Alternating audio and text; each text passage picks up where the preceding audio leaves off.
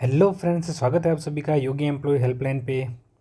मुझे comment box में और पर्सनली ऐसे बहुत सारे मैसेज मिले कि जो अनरिजर्व कैटेगरी के साथ हुआ जूनियर अकाउंटेंट वैकेंसी में उनको केवल 4,000 के करीब ही सिलेक्ट किया गया, जबकि ओबीसी को 15 गुणे से भी अधिक मात्रा में सेलेक्ट कर लिया गया। तो इसके पीछे क्या रीजंस रहे थे, कहाँ गड़बड़ी हुई थी और कैंडिडेट्स ने क्या गलती की, हाईकोर्ट तक जाने में उनको कब जाना चाहिए था, क्यों उनके पक्ष में फैसला नहीं आया, इन सब चीज़ों के बारे में आज मैं आपको इस वीडियो में बताऊंगा। उससे पहले अगर आप इस चैनल पर नए हैं तो चैनल को ज़रूर सब्सक्राइब कर लीजिएगा, क्योंकि हमारे 95% व्यूअर्स ऐसे हैं जो चैनल तो देखते हैं लेकिन चैनल को सब्सक्राइब नहीं करते हैं, तो ज़रूर सब्सक्राइब कीजिएगा। तो चलिए वीडियो शुरू करते हैं। तो फ्रेंड्स, हम आ गए हैं अब जो वैकेंसी थी जूनियर अकाउंटेंट की। यहाँ पर टोटल पोस्ट दे रखी हैं सारी, तो आप देखिएगा। नीचे चलते हैं जहाँ पर क्लासिफिकेशन दे रखा है सारी पोस्ट का। यहाँ पर आप देखिएगा कि नॉन टीएसपी और टीएसपी को मिलाकर सारी टीआरए और जूनियर अकाउंटेंट को सबको मिला के जो टोटल पोस्ट थी वो थी 5,388 पोस्ट। और वर्गवार क्लासिफिकेशन देखें तो जनरल की 1900, ईडब्ल्यूएस की 500, ओबीसी की 1,050, एससी की 800, एसटी की 730, एमबीसी की 250। इनके अप्रोक्सीमेट थी, यानी ये एग्जैक्ट नंबर नहीं है लेकिन इनके करीब नंबर थे। और फिर स्पोर्ट्समैन की 106 के करीब है टोटल, एमई की 671 के करीब है टोटल, एक्स सर्विसमैन की 665 और पीएच की 200 के करीब है। अब आप देखेंगे तो हम सब ने ये सुन रखा था कि जो भी वर्गवार उनके सारी वर्गवार कैटेगरीज हैं उनमें 15 गुना अभ्यर्थियों को उनको पास किया जाएगा। लेकिन हुआ क्या, सारी कैटेगरीज के 15 गुना को पास कर लिया गया, केवल अनरिजर्व कैटेगरी को छोड़कर, यानी जनरल कैटेगरी को छोड़कर जो दूसरी सारी कैटेगरीज हैं उनके 15 गुना और किसी किसी में तो 15 गुना से भी ज़्यादा पास हुए। तो इनके पीछे क्या रीज़न रहा उसको हम देखने का प्रयास करेंगे। तो मैं सबसे पहले आपको बता देता हूँ कि कितने फॉर्म भरे गए थे और कितने लोगों को पास किया गया था। तो यहाँ पर जो आपको देखने को मिलेगा वो है फॉर्म्स की संख्या। ये मेल फीमेल ऐसे मिला के हैं। यहाँ पर सारी फॉर्म्स की संख्या दे रखी है और ये हैं जो सीईटी में पास डिक्लेयर किए गए थे, यानी टोटल 2 लाख के करीब फॉर्म थे और 90,000 के करीब लोगों को पास किया गया था। बाद में 6,000 कुछ और जोड़ दिए थे बोर्ड ने, वो भी मैं बाद में बात करेंगे उसके बारे में। तो यहाँ पे आप देखेंगे तो जनरल के केवल 4,926 लोगों को पास किया गया। लेकिन आप देखेंगे यहाँ पे तो जनरल की टोटल पोस्ट कितनी बन रही थी, यानी अनरिजर्व कैटेगरी की 1900 के करीब, और उसका 15 गुना होता है 28,500, और यहाँ पर पास हुए हैं केवल 5,000 के करीब।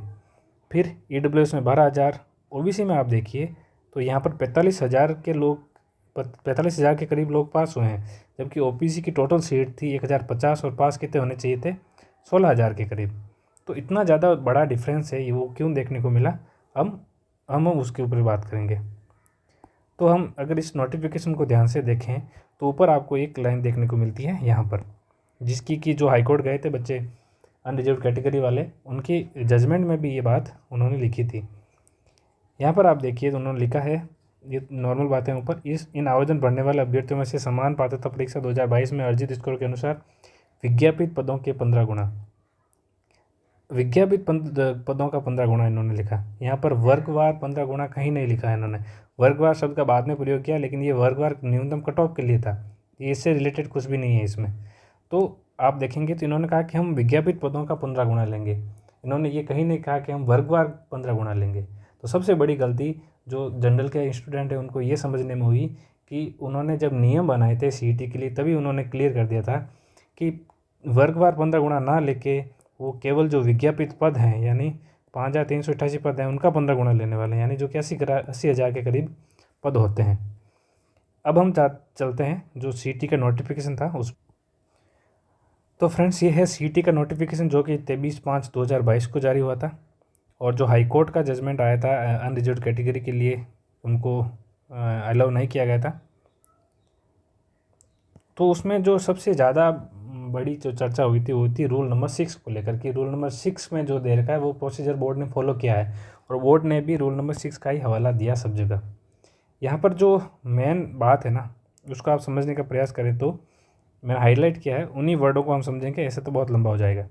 यहाँ पर लिखा है while determining the minimum marks the recruiting agency shall consider that 15 times of candidates of total number of vacancies advertised। यानी ये कह रहे हैं कि जो total number of vacancy advertise थी उसका हम 15 गुना लेंगे और वो होता है 80,000 के करीब। तो आप बोलेंगे फिर ये 96,000 का इन्होंने एग्जाम कहा है तो ऊपर के 16,000 और कहाँ से आ गए, वो भी मैं अभी आपको मैं बताने वाला हूँ।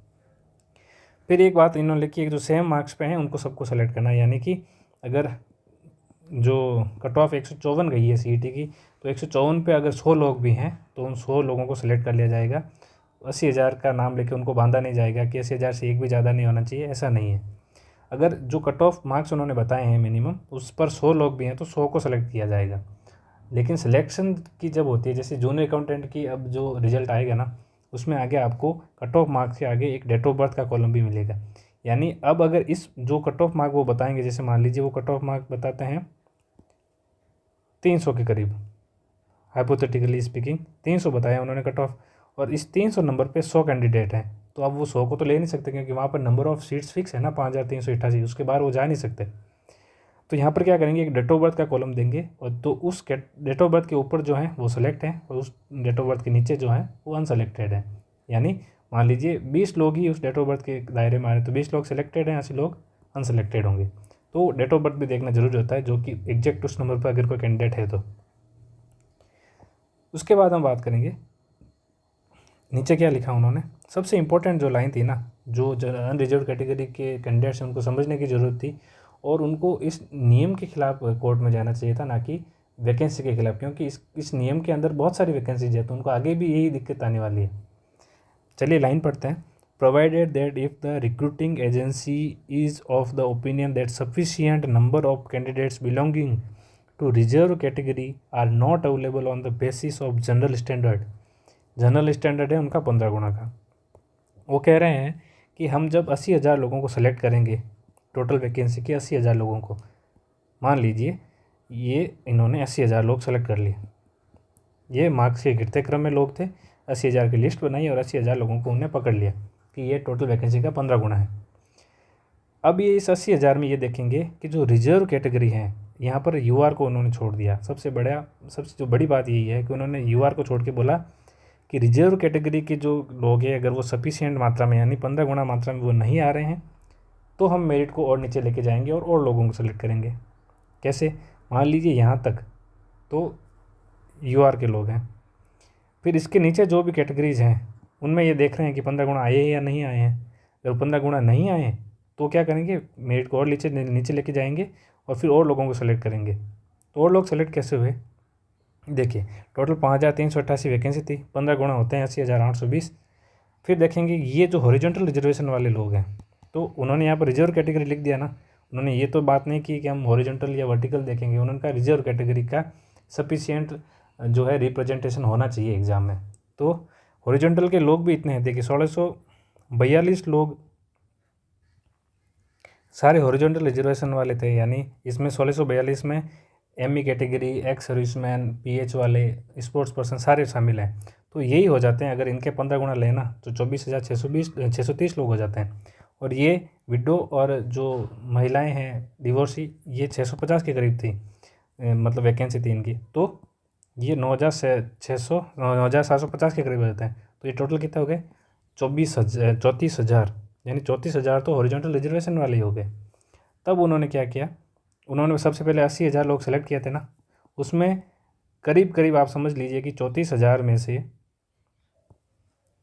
18,000 कैंडिडेट हैं वो तो एचआर वाले भी सिलेक्ट हो गए, यानी हॉरिजॉन्टल रिजर्वेशन वाले लोग भी तो हैं ही इसमें, उनकी कोई अलग से कैटेगरी थोड़ी है, वो जो सारी पोस्ट हैं वो तो उनकी खुद की रेस्पेक्टिव कैटेगरी में ही होती है। तो 18,000 लोग, तो जब ये लिस्ट बनी टॉप के 18,000 लोगों की मार्क्स के घटते हुए क्रम में, तब 18,000 में 80,000 में 80,000 की जब लिस्ट बनी उसमें 18,000 लोग तो हॉरिजॉन्टल रिजर्वेशन वाले आ चुके थे।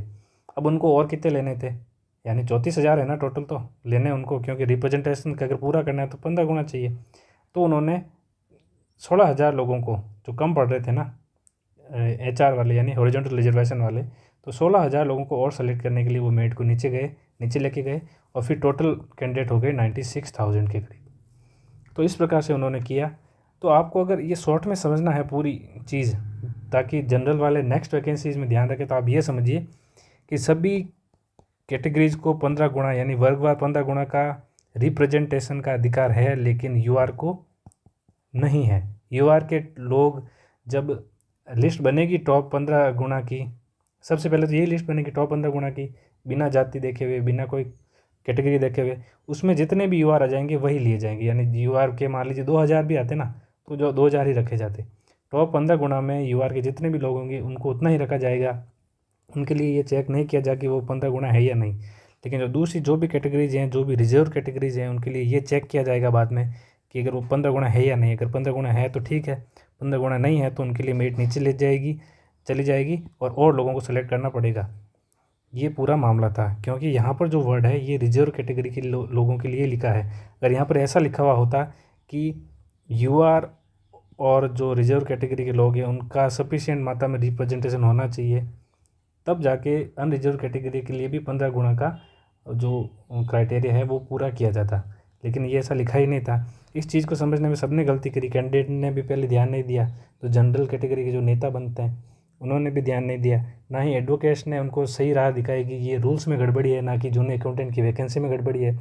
तो रूल्स को सही करने का प्रयास करना चाहिए था शुरू से ही, तो ऐसा कुछ हुआ नहीं। ये अच्छी बात नहीं थी। तो चलिए, ये था आज का टॉपिक। आई होप कि आपको ये वीडियो समझ में आया होगा कि मैं क्या कहना चाह रहा हूँ। अगर आपको ये वीडियो अच्छा लगा है, इन्फॉर्मेटिव लगा है, तो ज़रूर वीडियो को लाइक कीजिए और चैनल को सब्सक्राइब करना ना भूलें। Thank you.